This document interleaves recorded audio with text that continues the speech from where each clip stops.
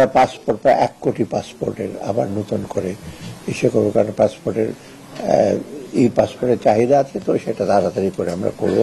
সেখানে পাসপোর্টের সাথে কতগুলো ডকুমেন্টও দেওয়া হয়, 65 লক্ষ এটা। আর প্রায় 17,000 শর্ট গান কিনতে হবে আনসার ভিটিপির জন্য। আজকে আমাদের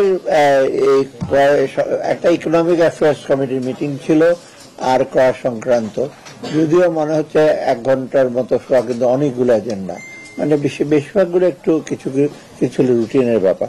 প্রথমত ইকোনমিক অ্যাফেয়ার্স কমিটি যেটা ইস্যু হয়েছে যে আমরা আমাদের গমের একটু চাহিদা বাড়ছে, গমের ব্যাপারে আমরা কিছু গম আনবো, আর এবং চালও কিছুটা আনা হবে এখন। আর সবচেয়ে বেশি আরেকটা ইম্পর্টেন্ট হচ্ছে মায়ানমার রিফিউজিদের যে স্থাপনা, ইনফ্রাস্ট্রাকচার ব্যাপারে অনেক কিছু স্থাপনার ব্যাপারে, সেটা আপনার একটা গ্র্যান্টের টাকা আছে, ওখানে আমরা করতে এসে করব। আর একটা ডকুমেন্টারি করবে ইলেকশন, প্রায়র ইলেকশন, লোকজনকে ইসে করার জন্য, ইলেকশনটাকে উৎসব মুখর করার জন্য, ওইটা একটা সংস্কৃতির মধ্যে করবে। এটা ইন প্রিন্সিপাল আমরা বলেছি, কিন্তু এটা আপনার ওপেন টেন্ডার করে কাকে দেবে, কারণ এটা প্রফেশনাল একটা জব, মানে যারা ওই সহজ বিজ্ঞাপন চিত্র ইসে করে তাদের। এটা হলো ইকোনমিক অ্যাফেয়ার্স কমিটি।